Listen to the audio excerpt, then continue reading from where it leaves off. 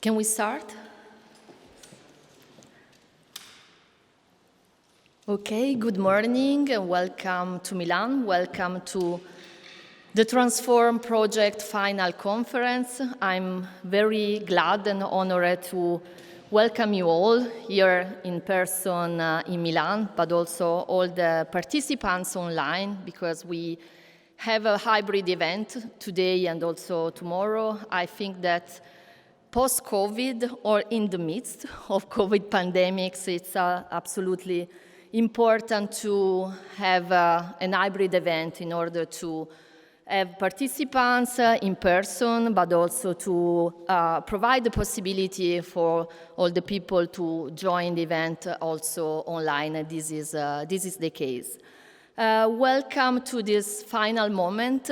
It's really important for us of the Transform Consortium to share the activities and all the action that we have implemented throughout these 3 years. It was challenging for all the projects, of course, that started their journey with the COVID pandemic's outbreak, and was the case of our project, and I will tell you more, but now it's the very moment to celebrate what we have accomplished, and we are very proud of our achievements, and to share to all of you all these achievements, and to share the experiences, share the pitfalls, share the challenges that we have encountered, because we think that we can have inspiring practices, inspiring examples for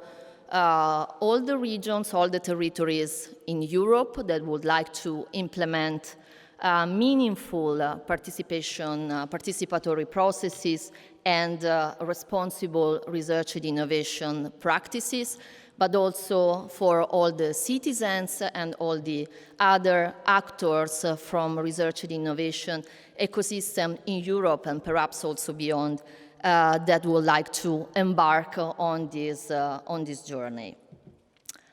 So the title of this final conference of the Transform Project is Transforming the Territorial Research and Innovation Governance. Of course, this name, Transform, is not by chance, because our aim, the very focus of our project, was to support territories to transform their governance of research and innovation in order to include citizens' voices in designing together better policies for the common good. And we have two keywords, responsible research and innovation and citizen engagement. And I will tell you more details about this in a while. But before diving into the details and the actions of Transform Project, I would like to go through the agenda of today to provide you some elements about the speakers and the sessions that we have planned for today. So I will introduce to Transform, so all the people involved in the project, the activities that we have foreseen and promised to deliver at the beginning of our project. And then we will go out of the Transform bubble, let's say, listening to a very special keynote speaker that will share a very interesting experience of civic monitoring. So to provide us a different angle, a different point of view about citizen engagement, something that we have not experienced in Transform, but just for this, it will be very inspiring for us as consortium, but we are sure also for all the participants today at our final conference as a different, further example of citizen engagement. Then we will go through our activities, our experiences in the 3 regions that we have involved in Transform Lombardy in Italy, Catalonia in Spain, and Brussels Capital Region in Belgium. Listening to all the actors involved in Transform, all the partners that have implemented the activities on Transform, and also sharing the impacts that we have already obtained in Transform through the voices of the regions and the regional authorities involved in the project.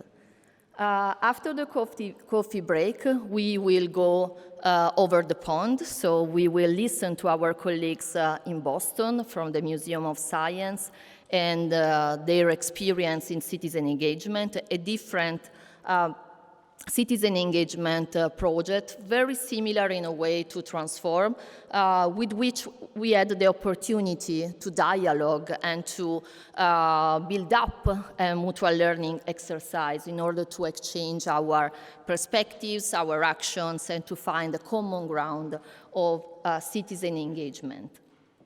And then we will listen to an interesting dialogue about the evaluation and the monitoring of territorial RRI, which is a key element of our project and really important in all the activities of responsible research and innovation and citizen engagement. So how to evaluate if you have really achieved your objectives, your goal, and we will do it with Roger Strand, our colleague from the University of Bergen, together with Giulia Bobolini, who is one of the members of our fantastic advisory board.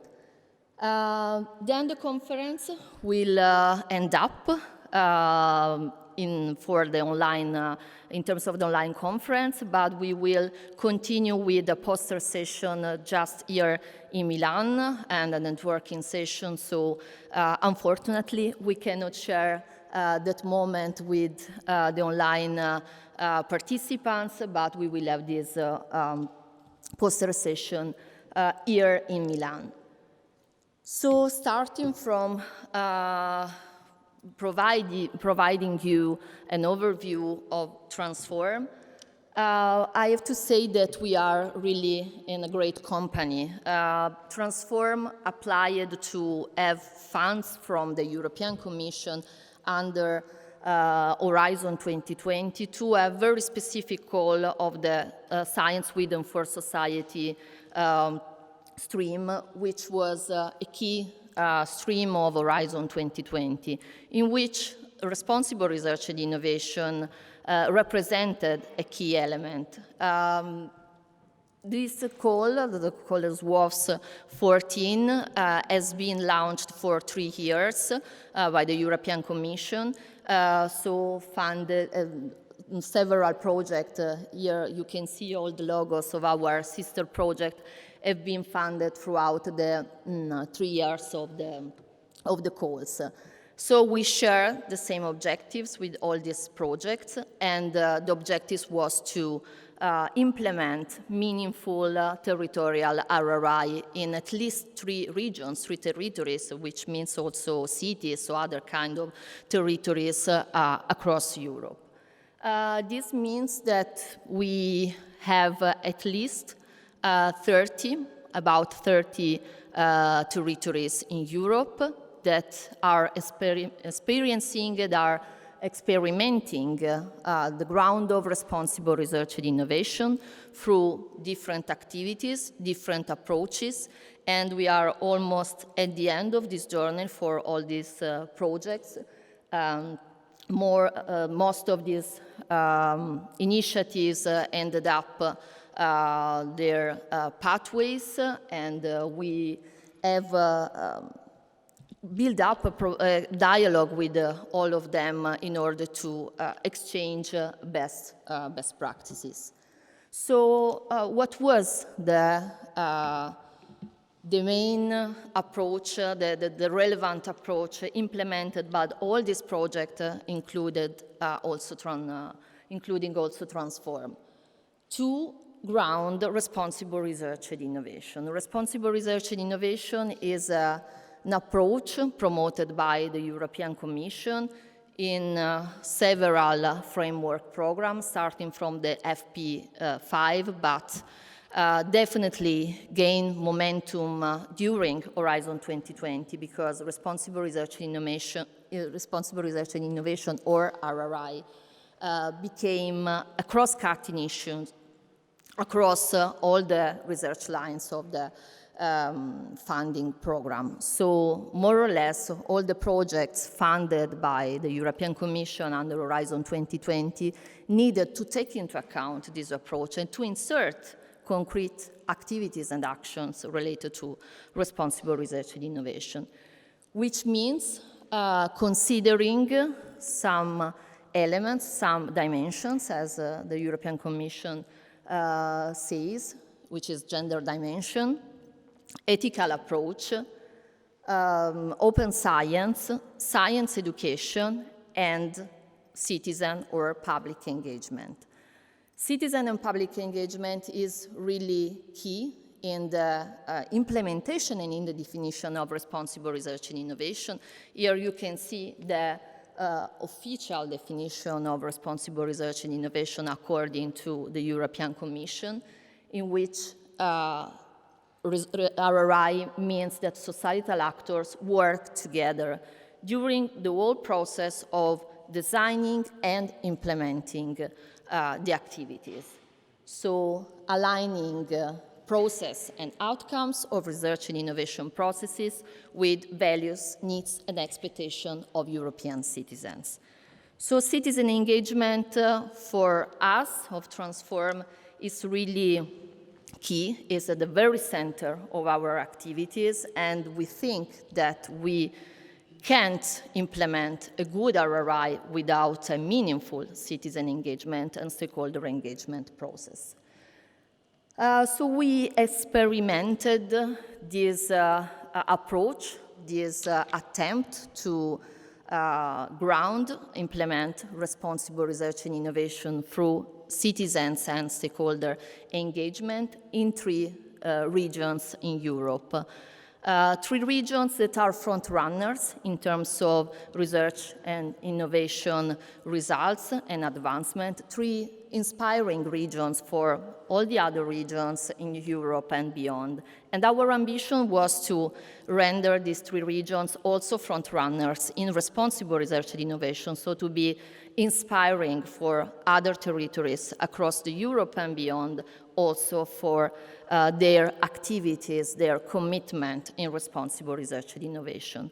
All these 3 regions had some experience in responsible research and innovation, but through Transform, our ambition was to strengthen their commitment in doing meaningful citizen engagement and stakeholder engagement processes. But to be very creative, we did another thing.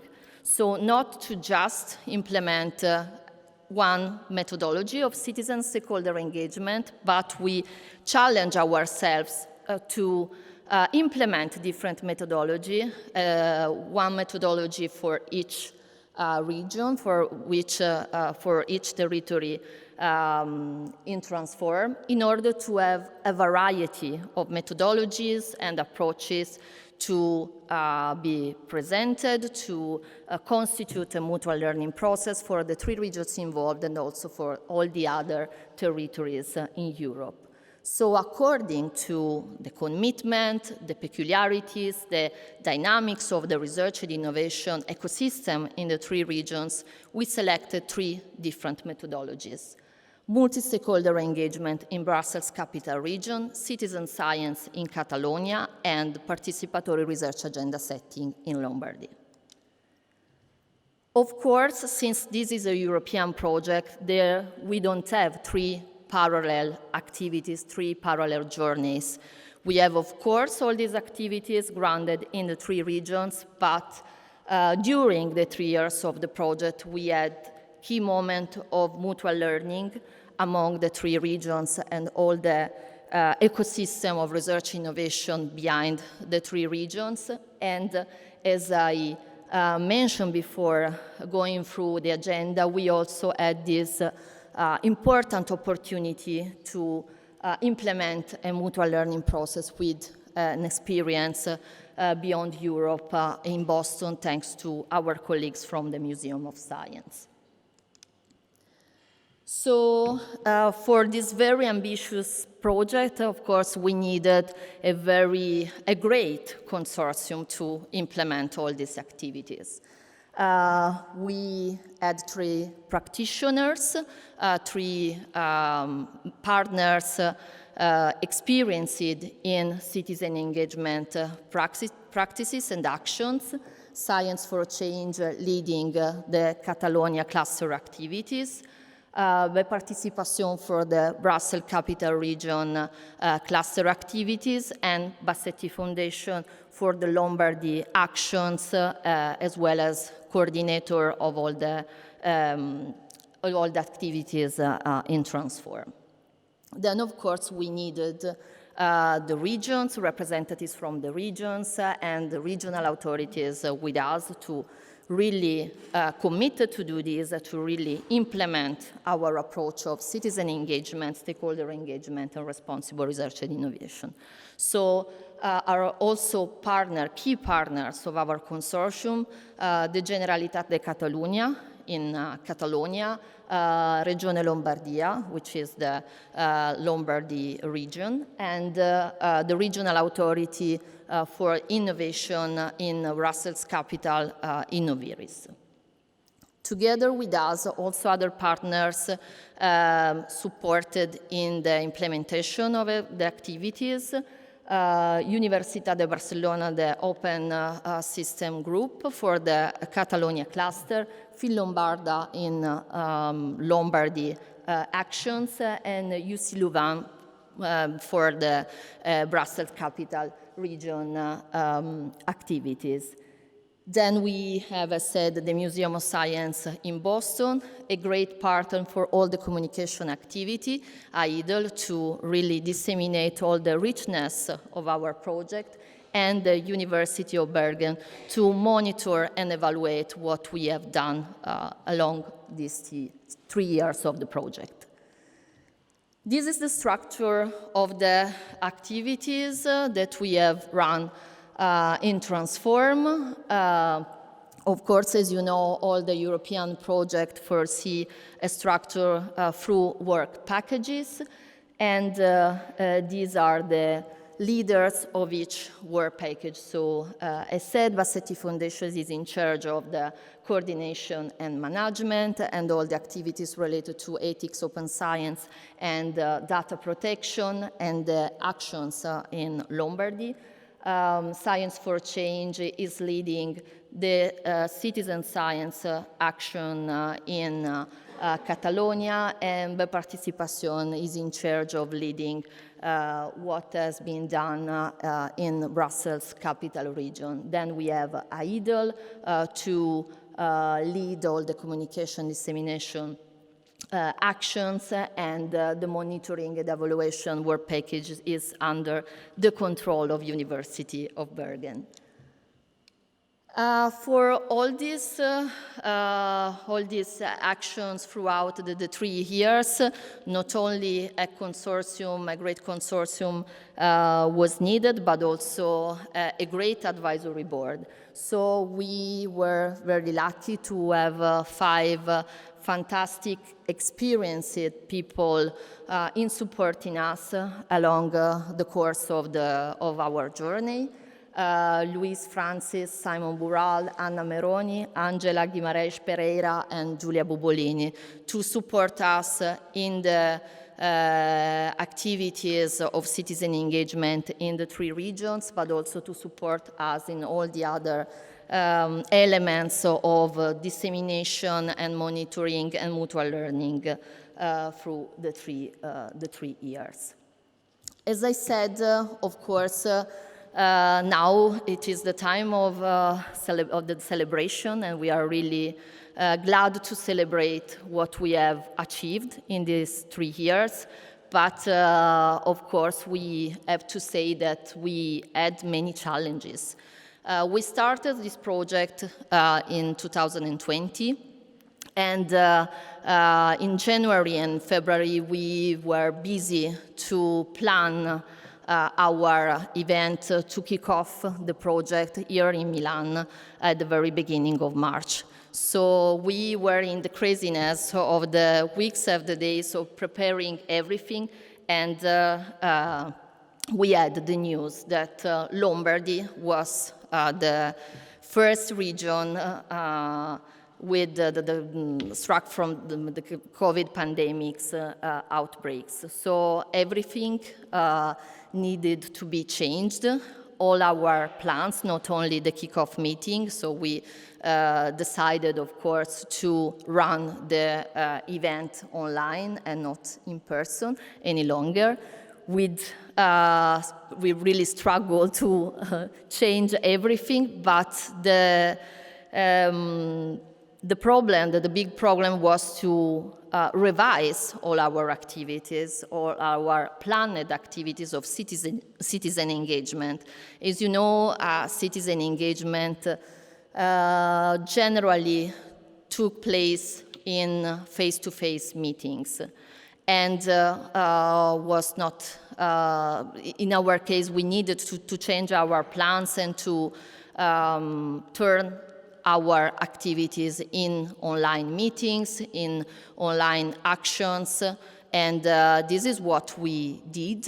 We made it, and during this last year, we also have the chance to also implement citizen engagement activity in person, in face-to-face meetings. And so, in a way, we double our actions doing citizen engagement and stakeholder engagement meetings, both online and in person. So here you can see many of the meetings that we had in the consortium were online, and this, of course,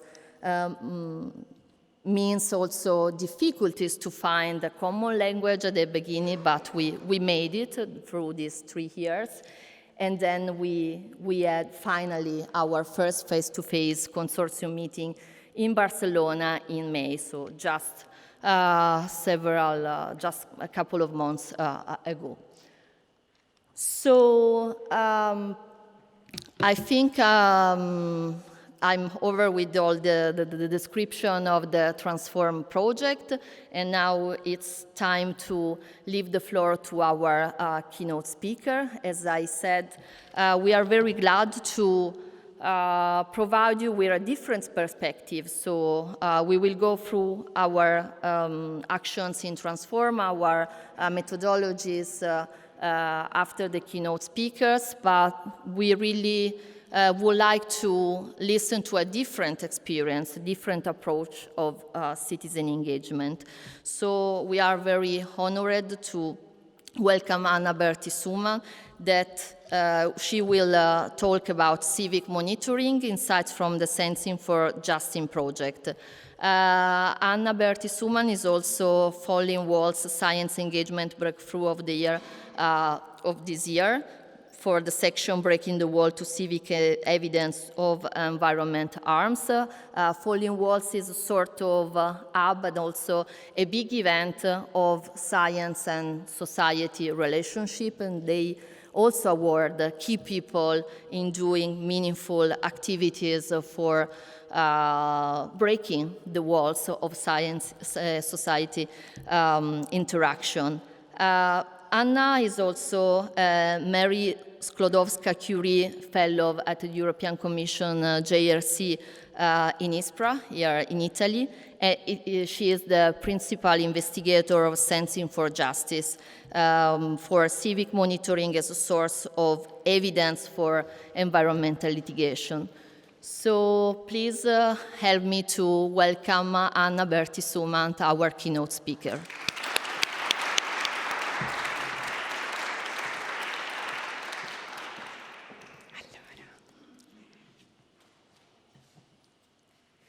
So good morning, everyone, and I'm really glad that I have half an hour, considering that all the wonderful projects and initiatives of the rest of the day are kind of squeezed in an hour. So I really eager also to have this space to just take the occasion to hear your perspective as well on maybe an angle of civic monitoring that you do not necessarily consider just because maybe it's less frequent or because we rarely have the tools to understand it.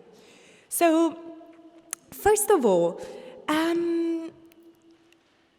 we have heard about citizen science, so I guess most of you are already familiar with the notion of citizen science, so the engagement of ordinary people in forms of scientific research. And probably you also heard about citizen sensing, okay?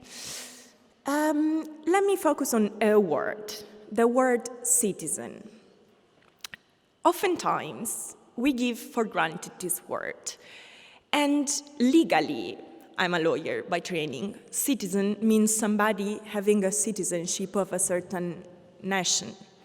So more and more, I've been confronted with the uncomfortable feeling of having to explain to people that were maybe just temporary residents or migrants of a certain country.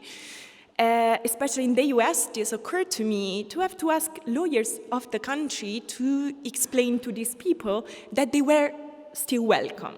Because it doesn't matter where you are a citizen, it matters that you are a person that senses. You are a person that has human senses, or if you're particularly lucky, you can also access environmental monitoring devices like sensors. But what is important is that you are a watchful person. So a person that kind of doesn't stop and from kind of denouncing, from just passing when this person sees something that doesn't work in the environment that surrounds her, him, them, and so on.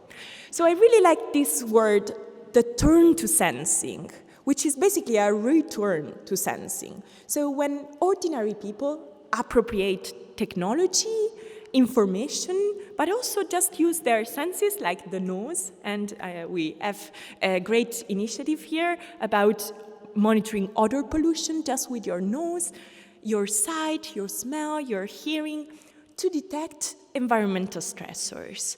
And clearly your eyes can also detect, for example, social injustices. So really the idea of a turn to sensing is a responsible person that is not responsible in the sense that this person has been appointed by an authority, but decide to do it for a sense of care. And I think if this project, as let's say, is born in the pandemic, you know better than me how it's important to care about people, about planetary health. And so this idea of like, let's move into a different understanding of monitoring that is not starting from the initiative, but really starting from the people with their senses, with their care, with their motivations. So this was a kind of intro to lead you into the project that is called Sensing for Justice. So Sensius, in short, and then also Sensius is difficult to pronounce, is a research project that was funded by 2 individual research grants, as a pilot by the Dutch Research Council, and then as an individual project as a Marie Curie Fellowship. And is currently hosted at the European Commission Joint Research Center. For those of you who maybe haven't heard about it, in Italian would be the Centro Comune di Ricerca.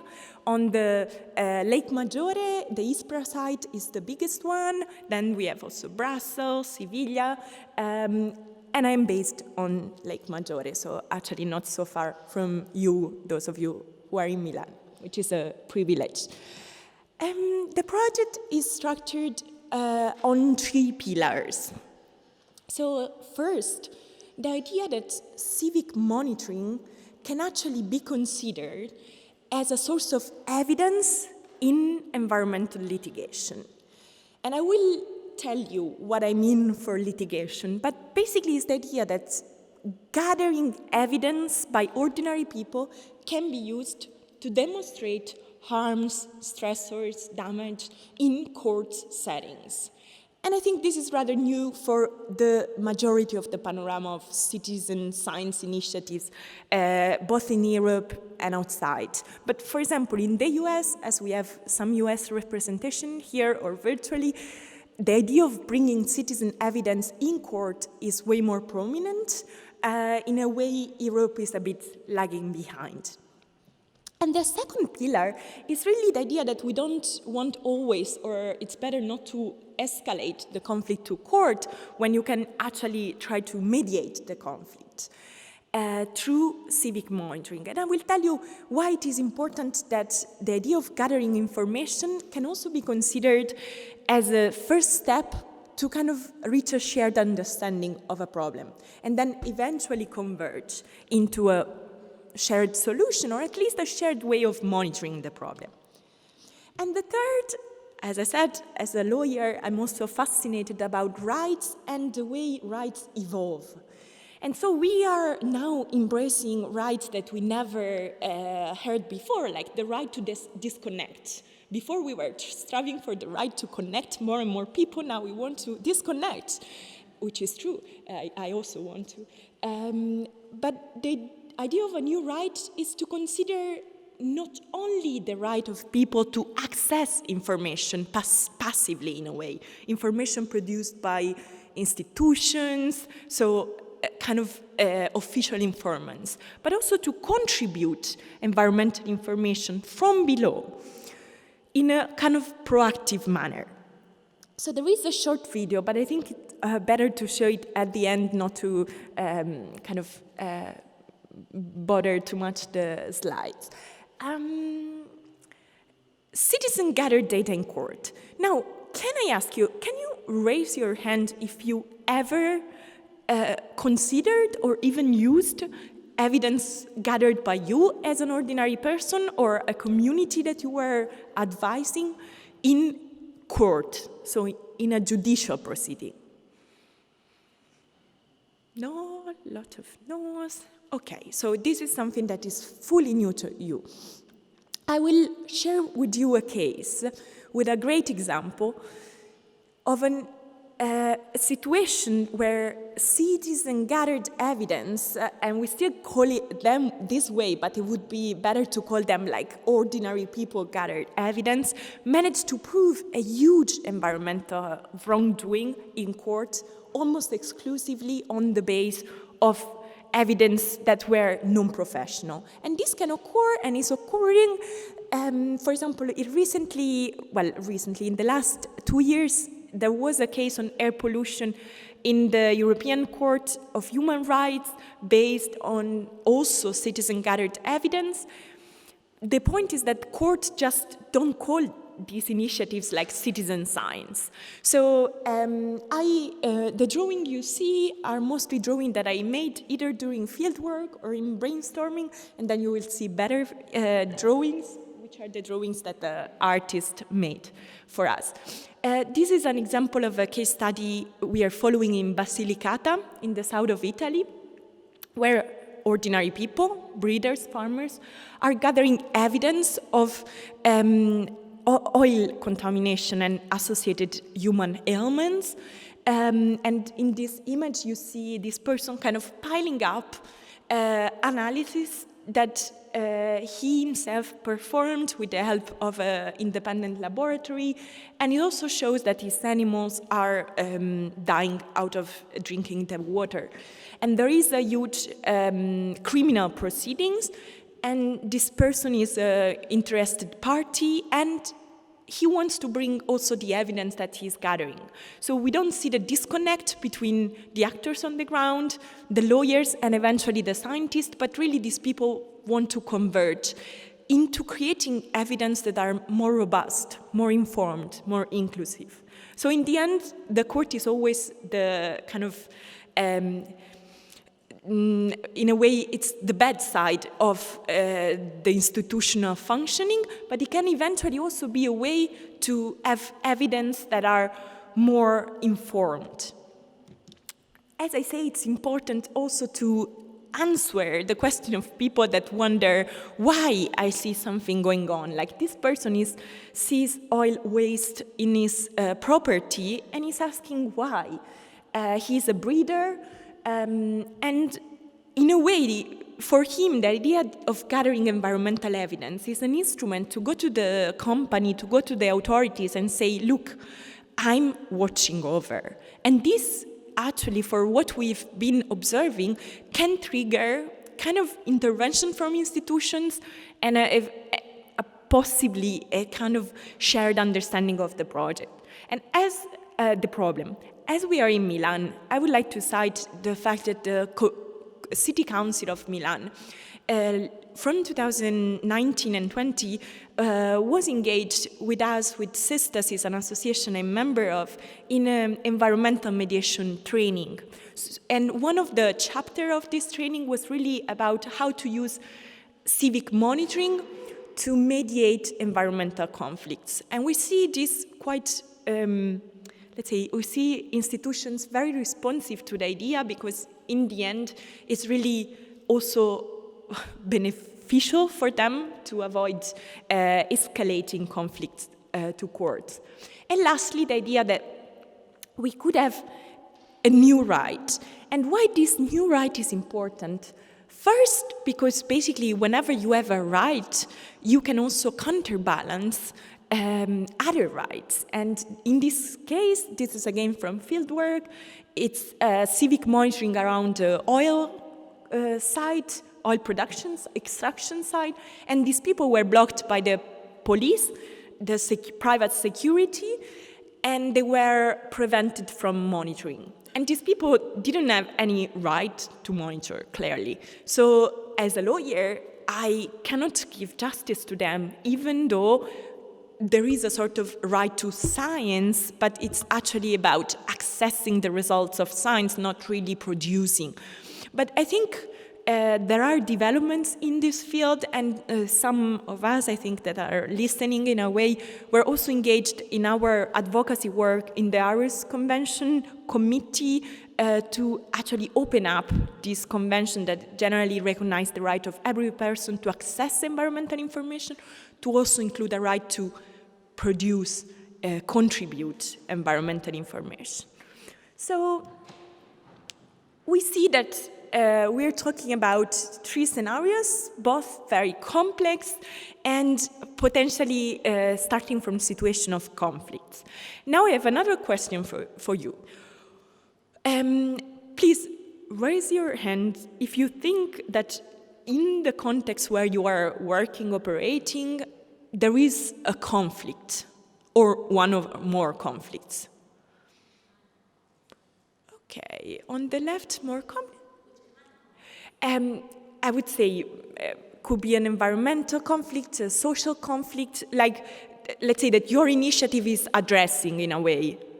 Okay, so we have, I would say, 1/3 or a bit less than a half of you have a conflict there. So I share the idea that it's very interesting to understand civic monitoring let's say, conflictual context, because it's exactly when the initiative is not necessarily invited. So there is not a planned participation. The participation comes spontaneously as new actors stand up and decide to monitor themselves, but not because there is an Horizon project or an invitation by the government. And this is maybe more genuine, just because it really mirrors what people care for. Nobody pushed them or gave them the resources to do so. They just moved and decided to do. So the people are also saying, well, my monitoring is actually sound, is scientifically enriching, and then the policymaker or the actor confronting this action says, but why should I consider it? And so the idea is that ordinary people, when they appropriate information, is also because they want to disrupt, contest informational monopolies, which are situations in which there is at least the perception by the people that the information is retained only by certain actors, and these actors are not sharing the full information with the people. So clearly, if we compare this to a project where citizen institutions, scientists are working together for a shared goal, it's very different, because I would say in this context there is a starting point as a good faith among the parties. Instead, in these cases, the people would never come to a conference like this, nor accept funding from governments. So it's a conflictual scenario. But at the same time, it's quite interesting to see how the more the problem, let's say the risk to which the initiative is responding, it's kind of unexpected. For example, a nuclear disaster, an earthquake, a big industry oil spill. The more institutions are struggling to address the problem. And so in a way, I posit, based on the cases that I've reviewed, and they're not a quantitative number, so I'm open to contestation and very happy to, that especially in these crisis scenarios where institutions feel weaker,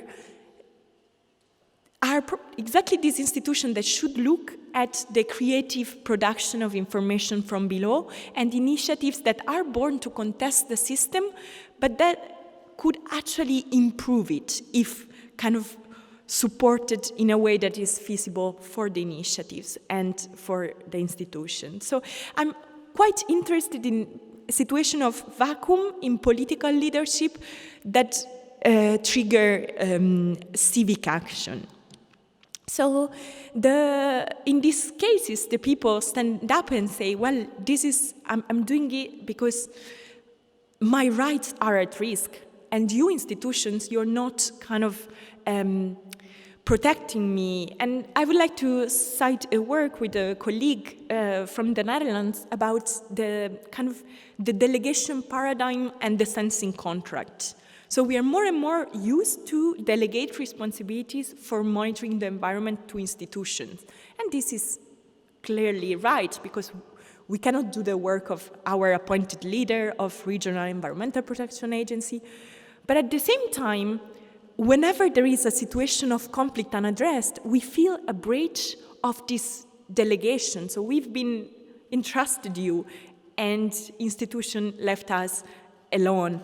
And so there is a kind of a new sensing paradigm. So the actor that says, you know what, I do it myself. And I think that in these cases, the legal system, the governance system rarely adapts. And we should instead, and I say also to the category of lawmakers, policymakers, look at these instances for innovate the system and maybe making it more responsive to situations of crisis and conflicts. So, as I mentioned, policy. I would like to briefly walk you through three potential levels of where census is working. And one is definitely core, which is the judicial uptake of civic monitoring. But informed from my past, my PhD, I was working in the Netherlands on a PhD exactly aimed at looking how the policy uptake of spontaneous initiatives that respond to risk is facilitated. So I was looking exactly at the factors that facilitate the policy uptake, so really the policy adoption of uninvited, reactive citizen science, if we want to call it this way.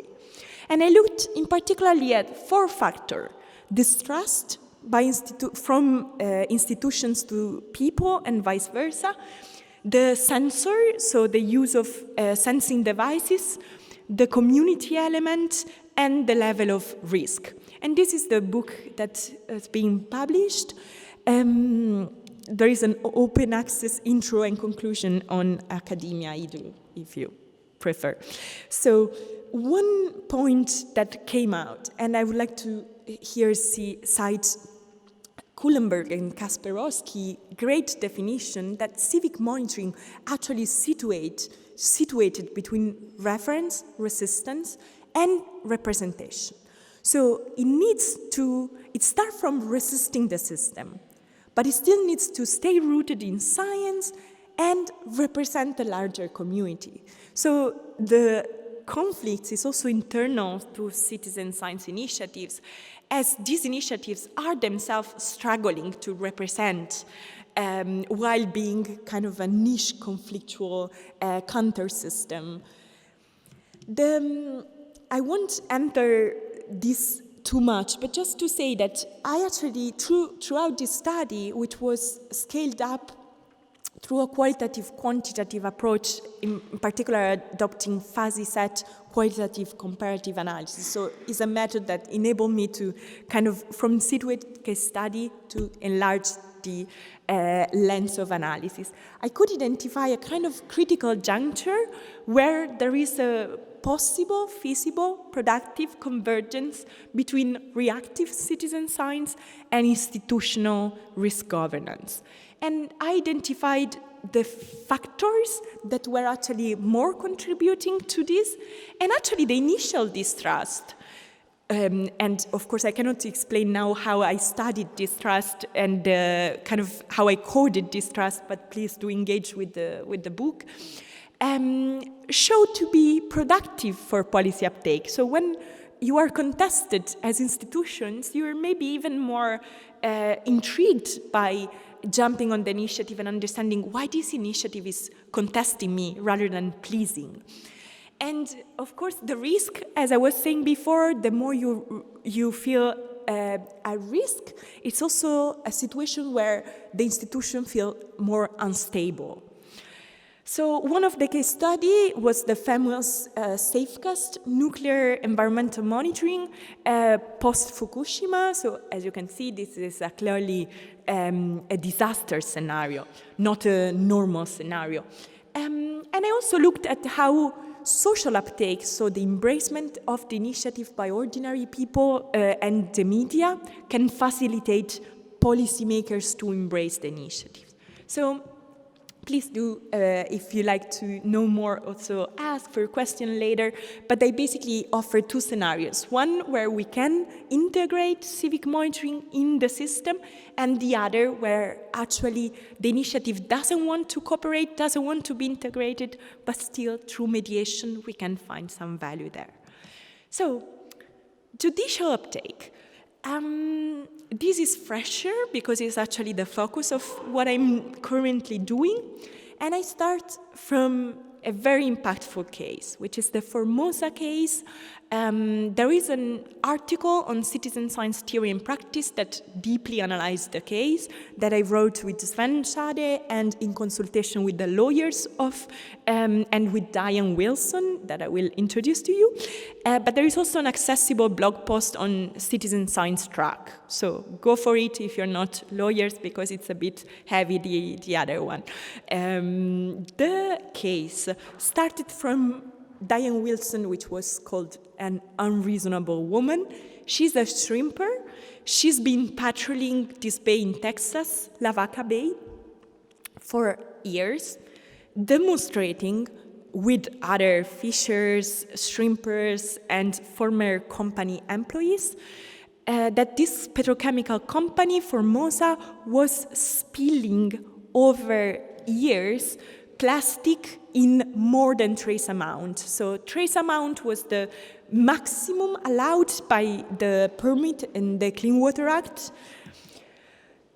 But this person, with a crowd of people, managed to collect nurdles, pack it as evidence, and throw this to a court in Texas, demonstrating actually violations and obtaining probably the biggest citizen science obtained compensation in history, which was not only a kind of a millionary damage for the people, but was also interesting because it triggered a no more nardole, zero plastic approach in regulating plastic production across the United States. So the spillover effects from the situated case were great. So in a way, I feel that this case was really inspiring. And so even if I couldn't go to Texas because it was in the middle of the pandemic and I'm in a no-fly challenge, so a bad combination,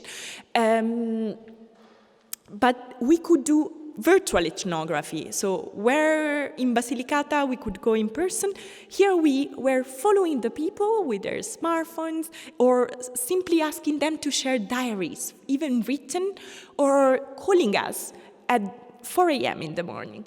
And they were telling us how they performed the monitoring, which relation they had with the lawyers, and how they eventually managed to decide to go to court. And so the case is clearly situated in the US. It has a different jurisdiction, different scenarios, but it actually suggests something interesting about how courts deal with citizen science. So clearly, the judges didn't mention at all that this was citizen science, this was something else. They were just interested in the credibility of the evidence.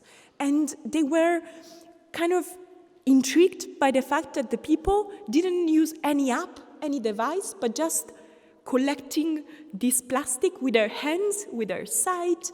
And so it was really nothing to contest. You just needed to do it systematically. But let's say they couldn't resort to the classic argument of the technology is not sound or the app may have been controlled. And so let's say we are trying to draw lessons also for Europe. So I see this is 12 probably, the sound suggested. And I will just conclude with two sparks for you. One is the fact that this last case, but also the case that I mentioned in Basilicata, shows that doing civic monitoring also has legal implications. In the past, I've been working a bit more due to the institution where I was hosted on the, let's say, privacy and data protection dimension of citizen science. I know this was a huge topic and also it's triggered a lot of interest, so I'm still often asked for. Let's say this is not my passion. I actually find it more fun to engage with environmental justice, but this is an important field. So we also produced a report last year updating a study that was done in 2018 at the advent of the GDPR to reflect on the implication for privacy and data protection of the participants. So also in your initiatives, watch out for that. And of course, feel free to access the resource. As a lawyer, so I come from a past of, let's say, lawyer in action. I worked 2 years in South America on an oil contamination case, and 1 year in Chile, so 1 year in Ecuador and 1 year in Chile. And in all these cases, I could witness people monitoring the environment, but their action was actually very risky. And so we as lawyers, but also scientists, government, had to protect them because they could risk to be even killed. And I have experienced, well, we know the story of Berta Cáceres and several others activists. So being a monitoring person is dangerous there. But even in the little Basilicata, the risk for defamation claims, strategic lawsuits against public participation, so kind of legal claims aimed to silence the protest are there, and so it's important to kind of consider them. And if you start a conflictual citizen monitoring initiative, please do consider also to, let's say, have a lawyer close that can advise you. So to end, this is all great, but how do we reach these initiatives? So first of all, for us it's so important to perform field work because, literature out there is really scant in terms of embracing this dimension of citizen science. So we could have the energy, but I think, and I hope, as the project is coming to an end, it will end in summer 2023, that there will be a possibility to make of this project a kind of a structural being body, because it's really important that we respond to the demands for more and more cases that are asking kind of our attention. Then we also perform advocacy at the United Nations Aarhus Convention Committee, meeting of the parties. For example, also the UNESCO venues. We are trying really to make our voice and representation of reactive citizen science being heard. And lastly, maybe more, maybe lighter, but this is also an instrument for us to perform research. We are using art both as an instrument for eliciting reactions and research results. So really art to trigger responses. And an example is a fumetto that I brought some copies and I'm happy to share with you. It's in Spanish, English, French, and Italian, and is a Creative Commons, so whoever wants to translate it in your language, you can do it. We are also trying to make a version for really kids, because this is for, let's say, adults or young adults. And by reading the fumetto, many people reached us with new cases, because they could feel empathic about it. And same for the theater play. So we brought this theater play inspired by fieldwork in Basilicata in situations where a scientific article would have never been listened, such as in festivals, but also, for example, in front of the company premises in Basilicata, and we could have never performed a research, like a research on the people, because it was too politic, too activist. And so the theater play enabled us to enter the field in a lighter way. And I'm also bringing to you this, it's a policy brief on doing science and art with science, because if you, let's say, we convinced the European Commission to listen to us there. So these are all examples of engaged research, like Gem of Drawing. We decided to translate our consent forms in visuals, and this is also Creative Commons. You can take one of them just to view them and adapt.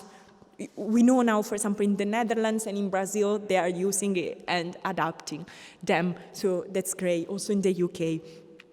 Again, they are free resources.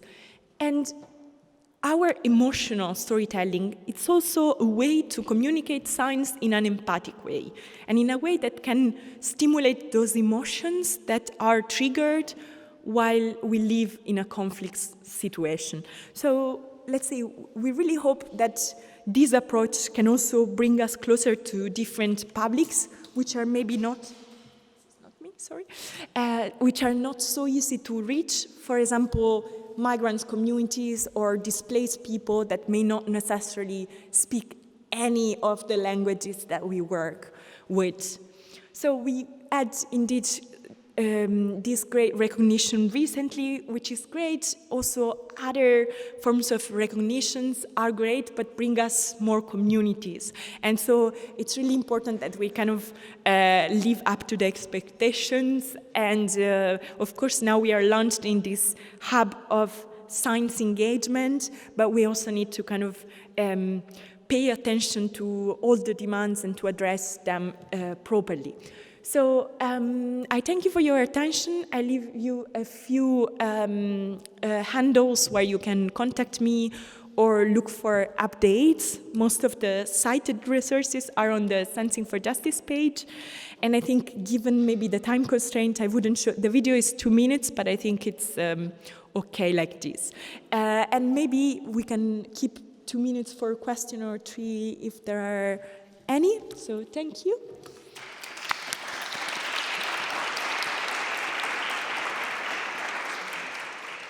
Thank you very much, Anna, for this wonderful presentation, for this inspiring example. As I said, your experience, your project is the other way around of the transform experiences, because in a way, our 3 examples of citizens and stakeholder engagement are genuine, we think, but planned by the institutions, citizen engagement examples, and you are talking about genuine bottom-up approaches. And For us, it was important to present this project because it really focused the attention that citizens would like to be involved, to co-design policies and actions, because they are really interested in the common good and to have a voice in these settings. And if you as institutions don't build up, don't design spaces, ways to engage citizens, citizens have the potential to build up community and also to make the difference and in a way have their voices heard in a way through courts or through other approaches. So this is a sort of pay attention that citizens really would like to be involved. So if you don't have the right spaces, you don't have the right project, they will participate anyway. So thanks a lot for this very inspiring example. I don't know if there are comments or questions from the audience here in Milan. Yes, Giuseppe? Thank you very much for the inspiring talk. I enjoyed very much. I have 3 questions that are not going to be long, I promise. But the first one, you already mentioned that, but I have my theory. But I know that there is a strong difference in this kind of approaches in Europe than in US or even in Argentina or Chile or in these countries. And I always wonder why it's like that. No? So I have my own theories, but I prefer to hear yours. Okay. And the second one is more about the kind of challenges that I think that are very, very important, is that in some of these cases, personal experience is very relevant. Okay, so you already showed that in artistic terms, but I would say that personal experience is what really motivates change in policies, not the data, at least from my experience. No? So we already know that we have very bad levels of air quality in our cities, but only when schools go there and talk to the mayor is when something can start to change. No? So it's much more sophisticated. How you can imagine this kind of difficult entanglement between individual experiences and shared data. No, that's something that I think that we have a long way to do on that. And the last one is on legal terms, okay? And what about the informed consent? No, you talk about the privacy and so on, but I would say that also the informed consent or all the ethical processes that we have to go through, they don't really apply to these sort of processes, okay? And maybe, well, I leave the questions here. If you can answer them, fantastic. Thank you. Great. So I take them briefly. On the first point, I think, and I thank you for they're all 3 great questions. I say on the culture is that also that in the US there is kind of a culture of litigation that is way more evident than in Europe. And also that courts have been places for social justice, and there are several lawyers that are pro bono lawyers. So there's free legal advice, which is not easy to obtain. In Europe, at least, is not so widespread. And free lawyers are generally not so prepared on environmental matters. Whereas in the US, really the lawyers that are those that communities can access are super skilled. And I think this is also another gap. The other thing is that also the civil law, common law system changes a lot because we don't see courts as places for change as much as, for example, the US do. And compared, I would say there are several, like I don't know about China, for example, I heard that in Japan they are starting now. But compared to in Latin America, for example, I see that they would be a bit closer on this understanding of courts, but really their resources are so limited, and also it's draining for a community to enter litigation, and they don't even get the fundings that maybe in Europe they can get. And there are way less NGOs open to fund this. So, and it's an open inquiry, so I'm also curious to hear about your theory later, maybe over a coffee. On the, let's say, informed consent, I wanted to say that I totally agree that the consent that we are asked as institutions to ask people to sign, like the JRC first, my institution, it's unacceptable for people that do not have a high literacy level. Even for us, it's difficult. So we created these illustrated consent forms, but also fully visual consent forms. The institutions still ask us for having the official ones signed, but at least we can have the other one for illustration. So this is, let's say, at least great for having both of them. So the hardcore law and the real meaningful engagement. But I understand that is key, and I know from the EXA conference, there is a group that is trying to push for ethics committee to reconsider their requirements in view of this type of audiences and participants. And on personal stories, I would say I think it's really important that now that as scientists we can back them up. Like I consider myself a bit a scientist as well, because I perform research, that when people have their stories, I know often institutions, but also courts said this is fake, it's storytelling. It's really risky when you're talking about, for example, climate harms, that this risks to become another populism based on narratives. Whereas I fully agree that there is a potential in personal stories, in framing the complex problem, but also in making institutions understand why for people this matters so much, among all the emergency that we have out there.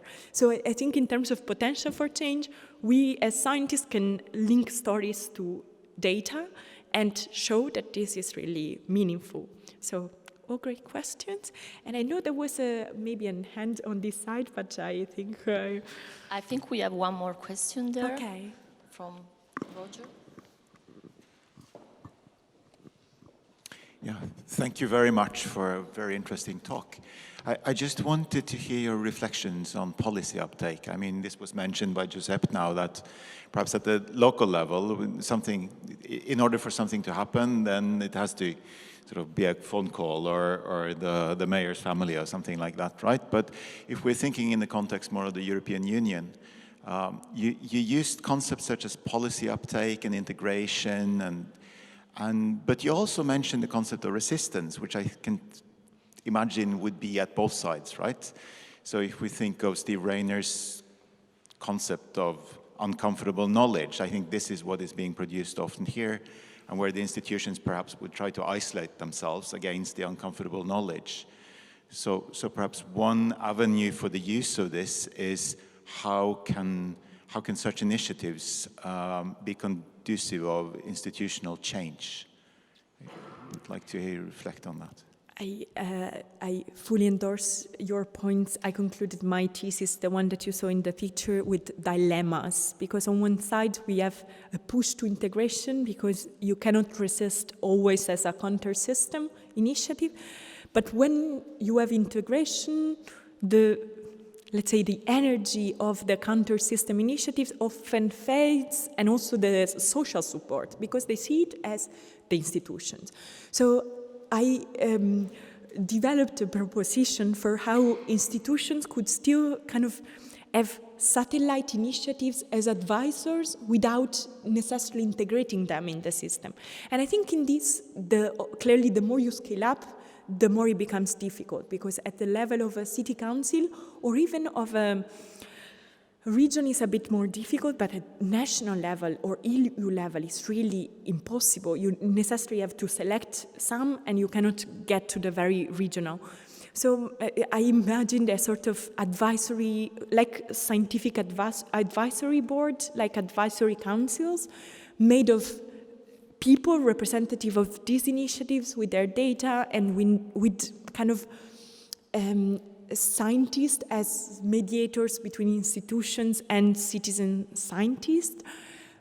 For example, having association like EXA or the Citizen Science Association US to mediate these spaces. But at the same time, I think the best would be to really find spaces for these initiatives to be supported even if they don't enter the systems, such as agile funding, library resources, spaces like this for having their encounters. So I would say there are still open dilemmas.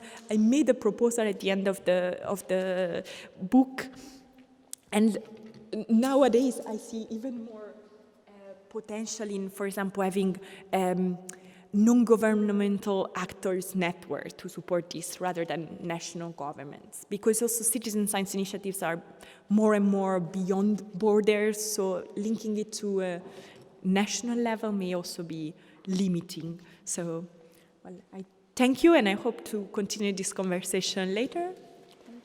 Thank you again. Thank you to Anna, Berti, Suman for this interesting presentation, but also for the dialogue following up her presentation. So now it's time to start to dive into the experiences of transforming in the three regions. We will start with Lombardy region. So my colleagues from Bassetti Foundation, Anna Pellizzone, Silvia Corbetta from Finlombarda, and Enza Cristofaro from Lombardy region, please take a seat here. I will shortly introduce our activities in Lombardy region. I was leading the cluster activities, but I really would like to say that of course, Bassetti Foundation has experienced actors in responsible research and innovation and citizen engagement in research and innovation governance, led the job in Lombardy and pushed the job in Lombardy, but of course, without the contribution of our two other partners, Lombardy region and Finlombarda, all the activities that we perform were not possible. This project is focusing on the commitment of regional territories. So as I said before, the importance, the relevance to have regional actors is absolutely at the center of this project. Because of the COVID, we changed all the plans that we had. Our activities was meant, and we perform participatory research agenda setting and deliberation, but in our proposal to the European Commission, the idea was to implement a full-lengthy citizen assemblies throughout the 3 years of the project in order to spot and define together with citizens research and innovation priorities in the Lombardy region in order to inform regional actors in their strategic programs, starting from the smart specialization strategy in Lombardy, but also to identify priorities to be inserted in other key strategic program like the 3 years strategic plan for research, innovation, technology transfer for Lombardy.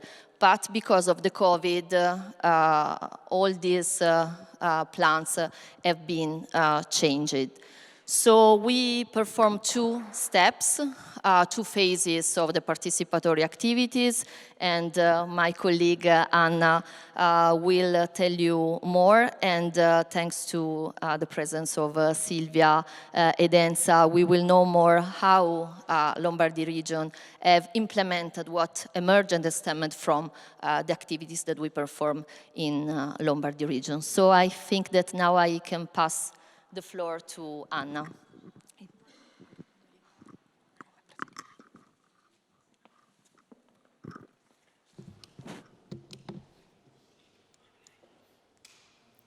A presentation. 1 second. I'm waiting for the presentation, that is not okay.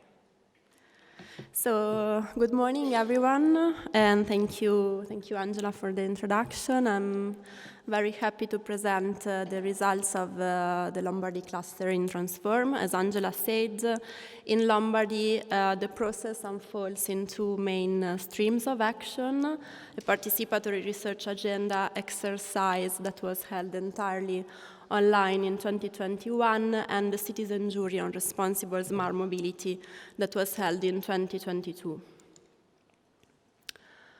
So in this presentation, I will start by talking about the Participatory Research Agenda Setting exercise that was focused on engaging citizens in the definition of the regional research and innovation priorities.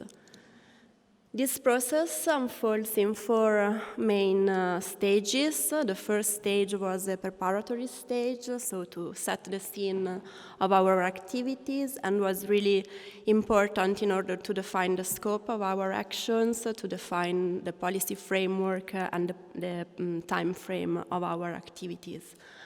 Then we decided to have a quantitative stage that took the form of a survey to a representative group of Lombardy citizens, and the qualitative stage that took the form of a deliberative workshop. And then in the end, of course, another key stage was the implementation stage, and Silvia Corbetta will talk about this later after my presentation.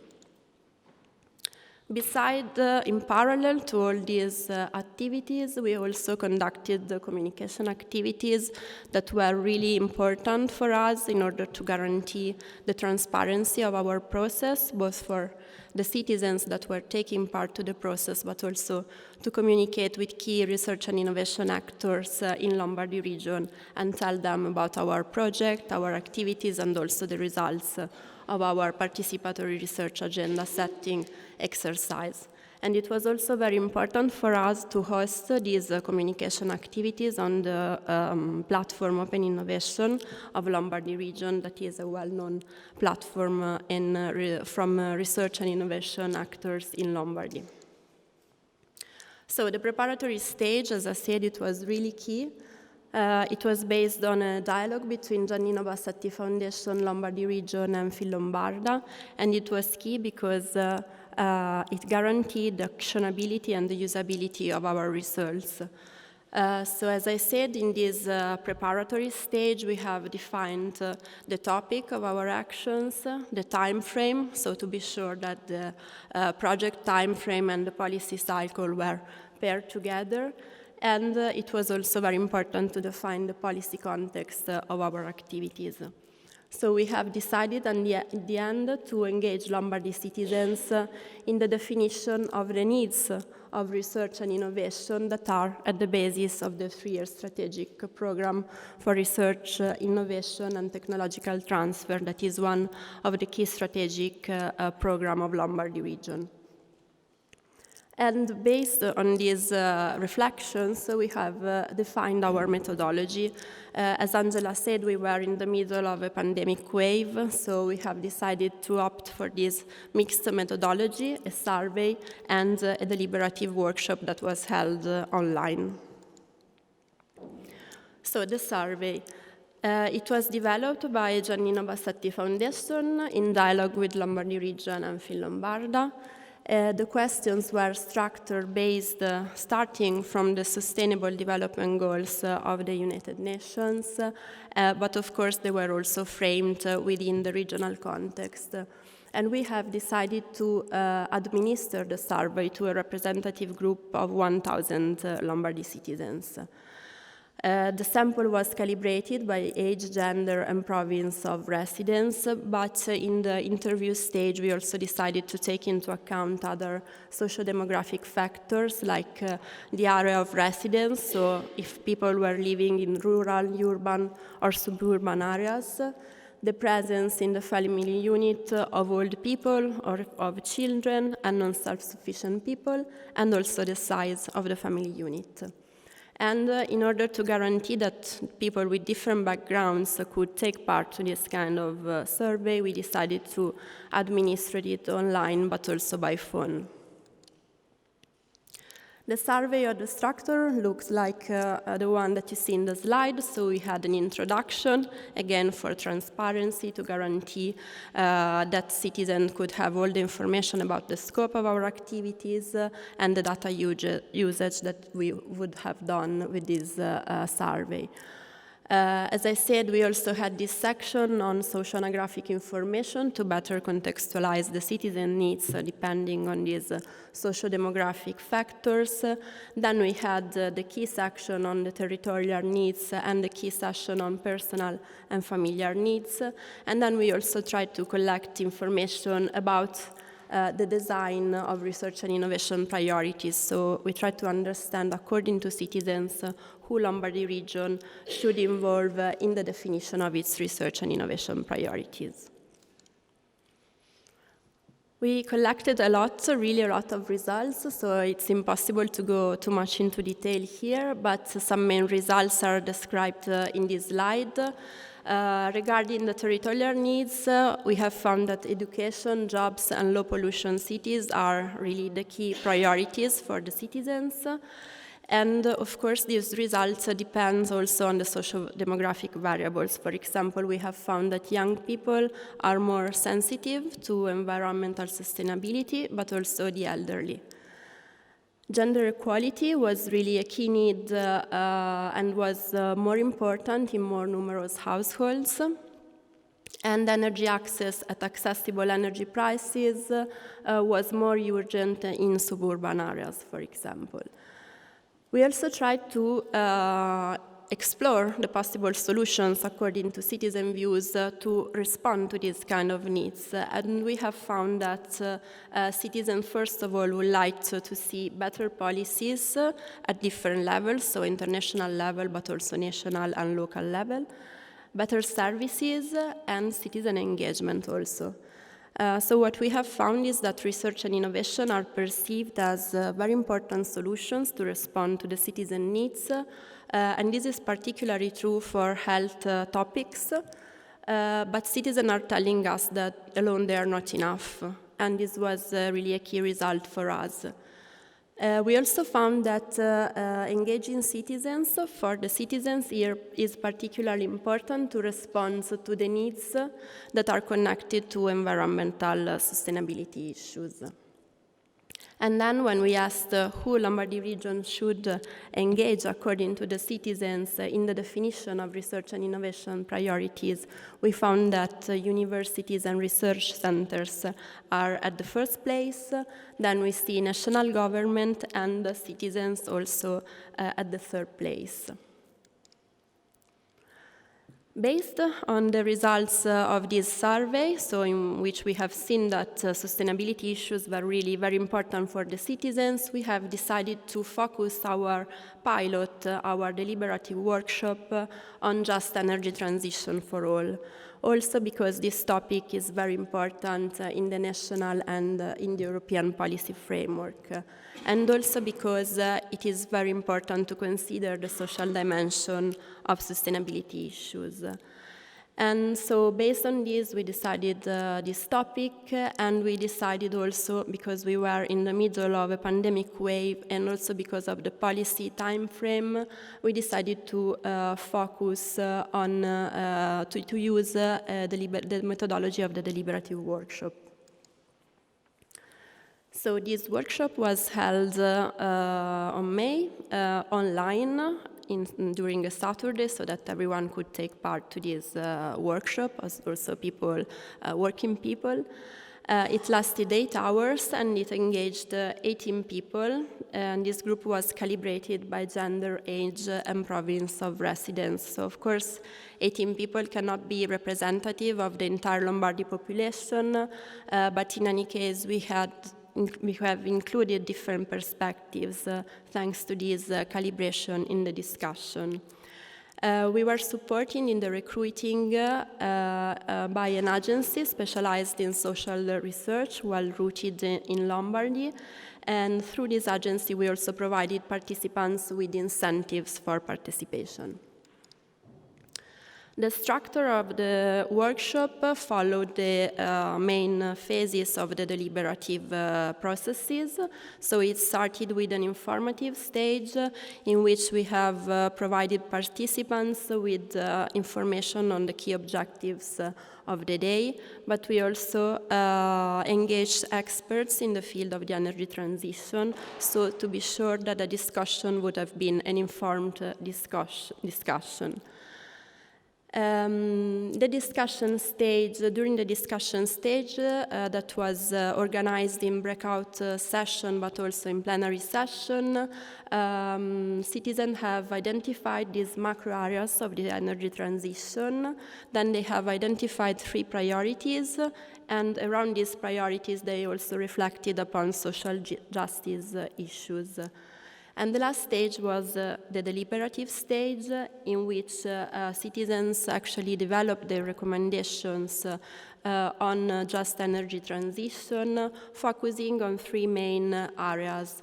The first was training and innovation in the job, in the transition.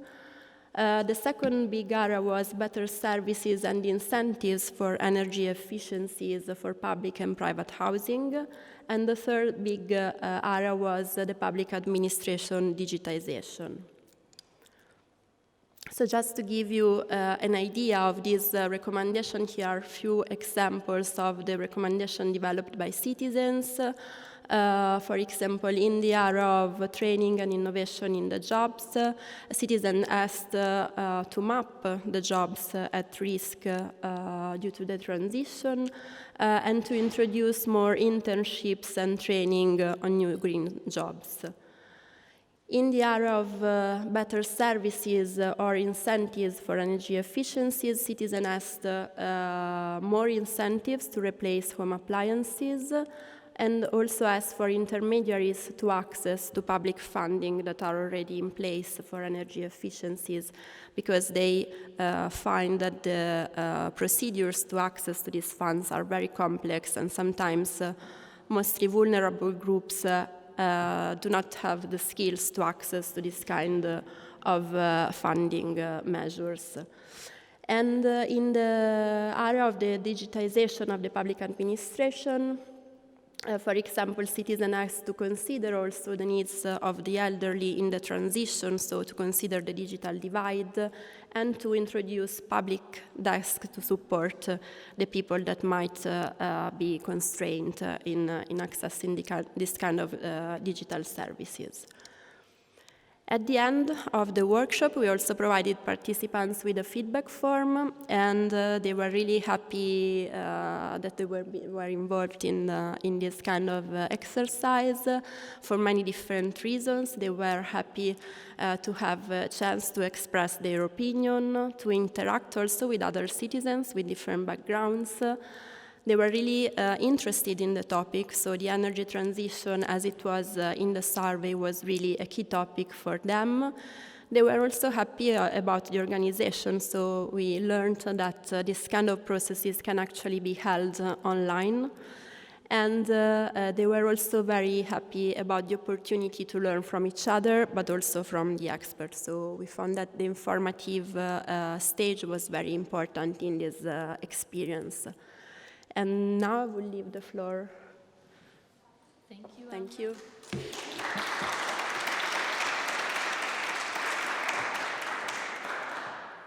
Thanks, and now Silvia will tell more how Lombardy region together with Lombarda have used all these results coming from the first phase of our activities. Yes. Presentation. Okay. Thank you very much. Good morning to everybody. I'm Silvia Corbetta, and I represent here Lombarda. Lombarda is the financial body of Lombardy region, and its mission is to support Lombardy region in the definition of the regional policies in support of the territory. But its task is also to offer technical assistance to the general directorates in defining and implementing the regional strategies, and in particular strategies concerning research and innovation. This very articulated picture, it's a Gantt, and it shows as we defined the participatory process in two of the most important regional strategies, the S3, smart, the region, the RIS3, we know it about with this name, RIS3, and the 3 years strategic program for research, innovation, and innovation transfer. We go on with the smart specialization strategy. Lombardy region was one of the first region in having the RIS3 for the new programming period 21-27, and during the first year of the Transform project, we realized how important was to include the contribution of citizens in the strategies, in the research and innovation strategies. If you read our strategy, our RIS3, you can find challenges, and among the digital transition, sustainable development, resilience of the economic system, above all after the pandemic period, we can find also policy in support of involvement of stakeholders and citizens. How we involved territorial stakeholders in the definition of the strategy. We involved 2 kinds of groups, an internal group, working group with the general directorates and the regional system, but also the Forum for Research and Innovation, which is a group of 10 experts, international experts in innovation. But we also involved a working group with the territorial stakeholders, starting from a trade association and technological cluster, research center, experts, but also citizens, where we ask the contribution of stakeholders and citizens in the SWOT analysis, in the entrepreneurial discovery process, in defining the tools to achieve the objectives of the strategy, and above all in the work programs, which are the technological priority of the strategy. The second strategy we produced during Transform project life is the 3 years strategic program from research, innovation, and technological transfer. Interesting is this public consultation we published on the Lombardy region platform, Open Innovation platform, for the first edition of this strategic program, 18-20, where participants, more than 78% of participants, consider the role of citizens in defining regional strategies very important. So with the Transform, we had the opportunity to ask citizens and listen to their opinions, their ideas, and above all, their needs, and integrate result of pilot action and experimentation started and implemented with the project in the strategy. This strategy, the 3 years strategic program, is about the needs of the territory and above all the needs of the citizen. It is made of ecosystems. What is an ecosystem? An ecosystem is a set of actors, public or private, that act on a given theory in order to satisfy personal or collective needs. The strategy presents 8 ecosystems which cover all the areas of the territory, as you can see from these slides. So nutrition, health and life science, culture and knowledge, connectivity and information, smart mobility and architecture, sustainability, social development, and advanced manufacturing.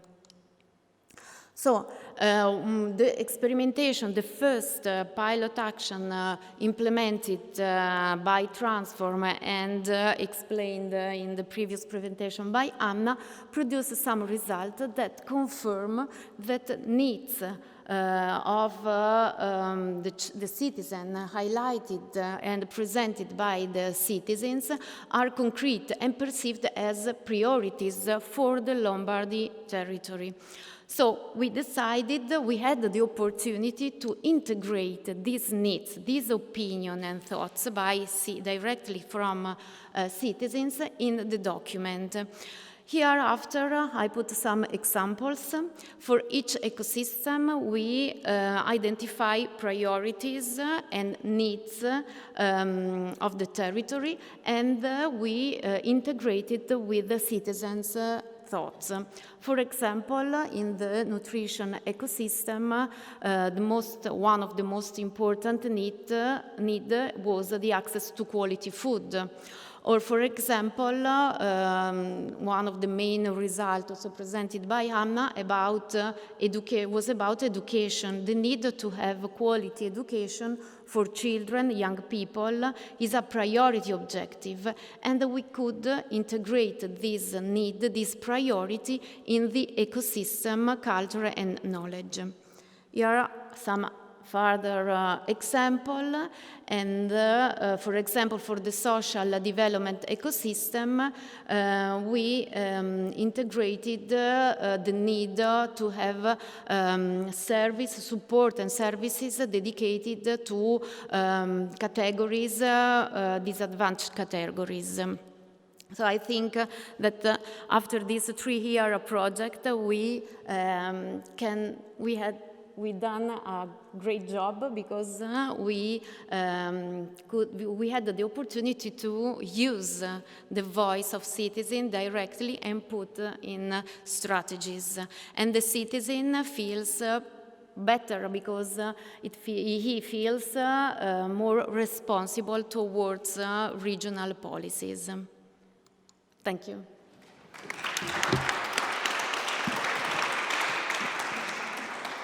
Thanks a lot, Silvia. Just almost 3 weeks ago, we presented all our activities also to the regional ecosystem in a final local event, like the other 2 clusters, of course, in their territories. It was really a great opportunity to dialogue with all the other actors, not only the usual suspect, because the idea of Transform is to go beyond the usual suspect. All the regions, also because of the smart specialization strategies, are used to involve research and innovation stakeholders in co-designing together these big strategies for industrial research, but also research and innovation. So something that could sound not new, but in the case of Transform, we try to go beyond, so not to involve just the research and innovation ecosystem, research centers, university, innovation actors, that of course are key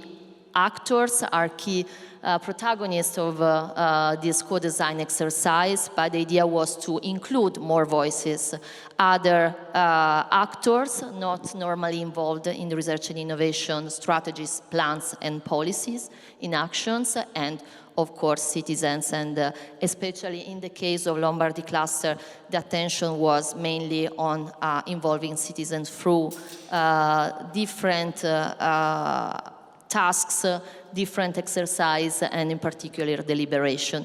The deliberation was at the center of the second step of our exercise with the citizen jury, and now Anna will tell you more about our citizens jury. Hello again. So, as we said, the second stream of actions conducted in Lombardy within Transform took the form of a citizen jury on responsible smart mobility that was held in 2 days. One day was entirely focused on the informative stage of the citizen jury, and the second on discussion and deliberation. So a citizen jury is one of the possible ways in which you can implement public deliberation for policymaking. And public deliberation for policymaking are those processes in which a group of randomly selected citizens group together, learn, discuss, and then elaborate a recommendation to the commissioning public authority. It was also the case, of course, of our citizen jury. It was organized in these 5 different stages that are typical of deliberative processes. So we had, again, as it was in the deliberative workshop, a preparatory stage to define and frame and set the scene of our participatory activities to guarantee the actionability of the results. An informative stage in which we provided participants with key information on the process and on the purpose of our action, but also they had the chance to dialogue with the experts on the topic, so in our case on the smart data-driven mobility. Then we had a discussion in breakout rooms and in plenaries, the deliberation stage with the development of the final recommendation for Lombardy region, and the implementation stage. And we will see this with the presentation of Enza Cristofaro later. So a very key step in a citizen jury is the recruiting stage. In our case, we have decided to recruit 24 people living in Lombardy region, all of them being 18 years old or more. Again, the sample was, of course, not statistically representative of the Lombardy population, but we calibrated the group by gender, age, and province of residence to guarantee different perspectives in the discussion. And we asked also participants to take part to the citizen jury in both days, so to guarantee an informed discussion and a continuity between the first day and the second. The golden standard in this kind of processes to recruit citizens is the Civic lottery, that is a combination of a random selection and a stratification of participants, but to implement this kind of civic lottery, you need that public authorities have already processes in place for this purpose. So in our case, we decided to go through the recruiting through an agency that also provided participants with the incentives. Because, of course, for citizens, taking part in this kind of activities of 2 days is a great responsibility, and so they need to be rewarded for their efforts, but for them is also a great opportunity to be heard, by the public authorities. So the first day was, as I said, entirely focused on the informative stage. We had an introduction by Bassetti Foundation for transparency, again, to explain the actors, the project Transform, and the scope of our citizen jury. Then we had an introduction by the colleagues from Lombardy region to explain to the citizens the policy context of smart mobility. And then we had a speech from some people of this data platform that is commissioned to favor data sharing in Lombardy region. Then we asked to our colleagues of Lombardy region to leave the room, so to let the citizens discuss without any possible, to not be shy in the discussion. And then we had the discussion with the experts, so citizens had the chance to listen to the expert and to ask them questions and to learn from them. And we decided due to the topic to have experts in the field of big data and artificial intelligence, in the field of open data, on the mobility of the future, on privacy, and on mobility and inclusion with a focus on gender and mobility.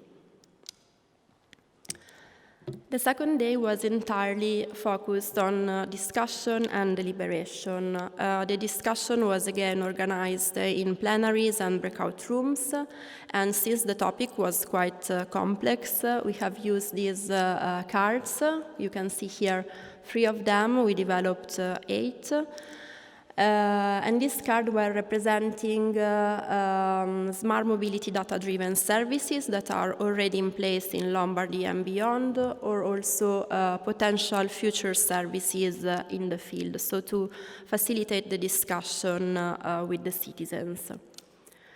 And thanks to this discussion, citizens have identified some responsibility issues connected to smart mobility. So they mainly identified issues of privacy and profiling that are, of course, connected, the issue of territorial inclusion and also inclusion of disadvantaged people, economic and digital accessibility, access to the information itself, and also security, intended also as cybersecurity, and safety. In the same day, we also had the deliberative stage, so citizens developed their recommendations. Then we had the recommendation refinement and the official delivery of the recommendation to the public authority.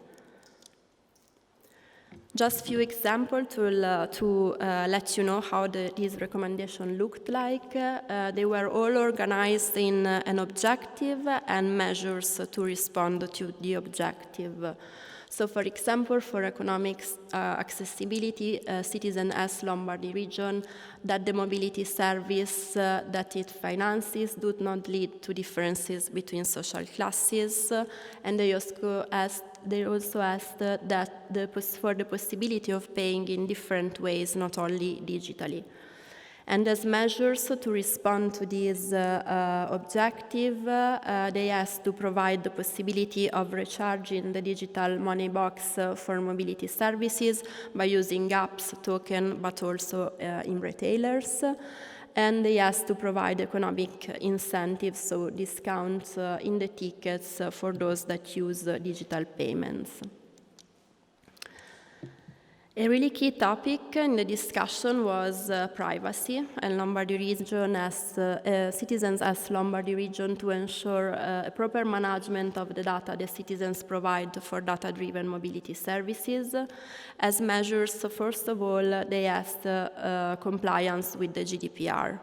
But then they also went into more detail, specifically about transparency and control of data that are principles that are at the basis of the GDPR. And this was really interesting for us because we can see that behind the lines of the recommendation, there can be also other interesting information. For example, in this case, that citizens know that the GDPR exists, but probably, but first of all, they agree with the GDPR, but probably they don't know exactly what are the rights that are already guaranteed by the GDPR itself. Another topic, of course, connected to privacy was profiling. So citizens again asked the Lombardy region to ensure clarity and transparency with regard to the profiling of users of data-driven mobility services. And again, transparency and data control was really at the center of the measures asked by the citizens. Some very few final remarks. I would like to stress the importance of the preparatory stage of deliberative processes because, as I said, they are really key to define the scope and guarantee that deliberation processes are meaningful and that the results are actually actionable. The importance also of the informative stage. Deliberative processes we have found have really a value in terms of information for the citizens. And then what I said for the recommendation on privacy, of course, the recommendations are key because they provide public authorities with concrete suggestions, but also behind the lines of the recommendation, there can be really interesting suggestions and food for thoughts for the public authorities, as I said, for the privacy recommendation. Thank you. Thank you, Anna. Now I kindly ask to answer to tell us more about the implementation phase of the recommendations of the citizen jury from Lombardy region. This is an in-progress work because, yes, we have implemented the citizen jury in June, and all the process after the citizen jury about the recommendation is still in progress, but we have some results already. Yes, thank you very much, and welcome to Milan to everybody. I would like to share with you both elements. The one regarding, let's say, the results that we have give value to in our initiative on smart mobility and data-driven, on the one side. And on the other side, let's say also some few words for the whole process that we have moved on together with Fondazione Bassetti and Fin Lombarda. I would say that what characterized the both, the general overview and the single initiative, is that the timing was perfect. So thanks to that, it has been possible to do what we have done. So what Anna and Silvia very detailed explained to you in the process that we have developed, because when we started working with Angela, with the other colleagues, we had one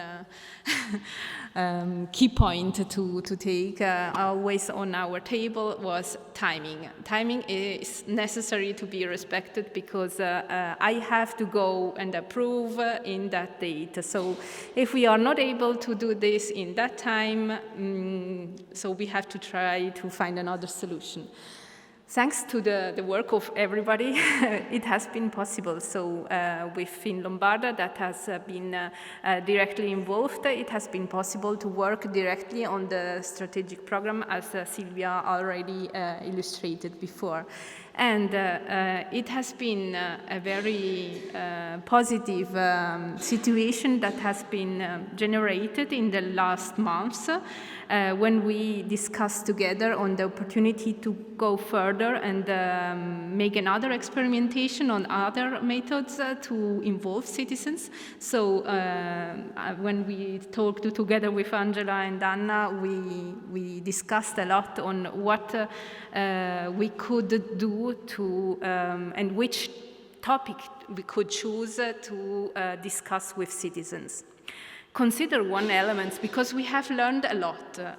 Angela is very, she explained us that it is very important that when you speak with the citizens, you have to explain them what they are there for, what you will do with the information that you collect, and then you have also to explain them how you have done that. So considering this all elements, we decided to make this experimentation on smart mobility, because we had in that time, a few months ago, the opportunity to write an initiative, a call, a two-step call. The first step was a call of interest that closed just more or less 2 weeks ago, yes, 20 days before. I'm really sorry, but today Matteo, who is my colleague that works on this initiative, he is ill and he is not possible to be here. I don't know if he's following by streaming, maybe, but we have worked and involved him because he was writing the call, and we have introduced in the first step that has concluded now three elements that we collected from the recommendation of the citizens. So the accessibility to the digital aspects of all the tools that will be offered to the citizens, the elements regarding the privacy, so the necessity for our citizens to know how their data will be managed by the institutions, and also the theme, the topic on cybersecurity. So we have implemented the call with this specific aspect. We don't stop now, because now we are in the evaluation phase. I can't tell you so much on that. But next year we will publish the second phase, the call for proposals in that case, and we will invite the one who will be positively evaluated from this call of interest where they have participated. It will be very interesting, and we will try also in the call that will be published next year in 2023 to give more space also to the elements that we have collected. So the recommendations that were very detailed, we have just keep in the call of interest just a few keywords, but we hope to be able in the call for proposal to be a little bit more explicit. It will be there also a moment of, let's say, talk with the people that have applied. So we will explain how we arrived to define our request for the proposals.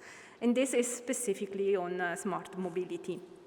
As I said at the beginning, it has been very challenging, but we have really learned a lot. And now that we have made this experience, we will obviously, we have already, but we will go on sharing with our colleagues in the regions the experience that we have made, the positive feedbacks that we have received, and how it is important to be able also to say both at technical level but also at political level, to say that you have also heard the voice of the citizens, because it gives valor and it gives also concrete, it becomes more concrete because you are doing really something that is giving an answer to a request that you have received from the citizens. So it has been for us really a very great experience, and we hope to go further to collaborate and work with the colleagues here in Milan, and maybe also in the future with you. Thank you very much.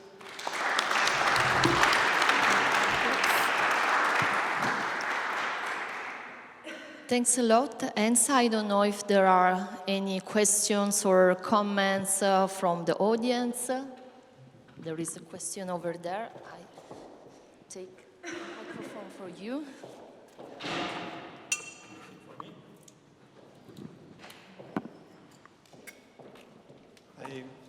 Can you hear me? Yes. Very great. I could see that almost in every study of this is asked everywhere the citizen involvement. And it is very important because I'm representing the Italian Observatory for Citizen Assemblies. So this is a central argument for me, of course.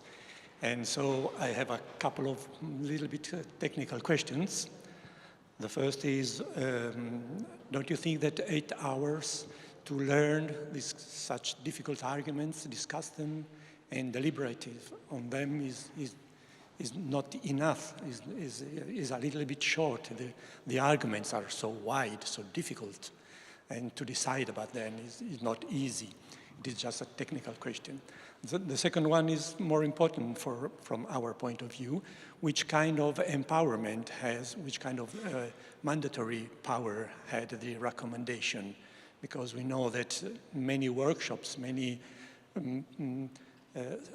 surveys and all this kind of opinion coming from the people usually are just taken as an opinion and not like something that has to be done. And we take care about that because the citizen assemblies in the right way should be mandatory, should be taken as a decision in some way. So it is very important to understand this kind of process that goes after the simple workshop or the simple reunion or the deliberation. Thank you very much. Thanks a lot for your question. Perhaps I can start, and if you can add other answers. Yes, definitely, and as also starting from your last point, as also Ensa said, our mandate was to ground deliberative exercise in which the results emerging from the workshops, emerging from the citizen jury, have been used by the Lombardy region. So no results, no outcomes to be left on the desk of some public officials, but something to be really used and implemented in policies, in strategic programs. This is because the deliberative processes, meaningful deliberative processes act like that, but also because we have also the objectives, the mandatory achievements of our project. So we really looked for actionable, implementable activities. So the selection of the topics, the selection of the focus of our activities was really meant to have results that Lombardy region could use in policies, in strategic plans, and we have hopefully explain how Lombardy region is used these results. So there is no law, there is no procedural structure in Lombardy region to take into account, mandatorily take into account all these activities, all these exercises. So this was the first experimentation of deliberative processes in Lombardy region.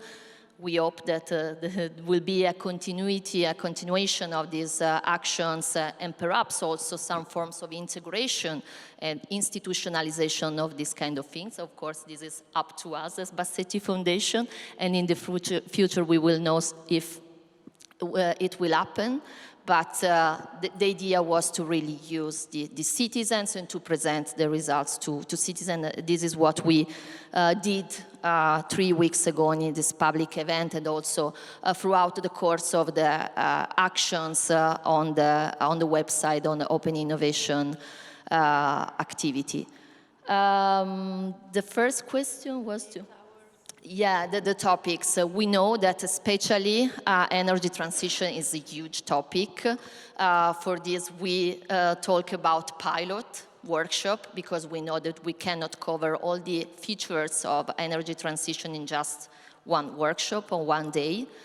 But I would like to know, and this give me the possibility also to thank our advisor, Simone from Involve, who supported us along the process. As I always said, all the good things of the deliberative process implemented by us are thanks to Simon. All the mistakes and the problems, of course, are from us. But he is very experienced in deliberative processes, also dealing with huge research and innovation topic, like, for instance, genome editing. And he told us that you can discuss everything with citizens, even technological advanced topics, because you don't need to explain all the details of the technology of the innovation to collect feedbacks on how to govern research and innovation. So you don't really need to have lengthy process to explain all the things related to the technology, the innovation, because this is not the main part of the deliberation, but how to govern, what are the problems that can affect society and how to solve out. So in a way, yes, of course, for a huge topic, you need more time. But also, you can discuss everything if you find the right balance and an high-quality process to discuss and to collect actionable results, actionable opinions from the citizens.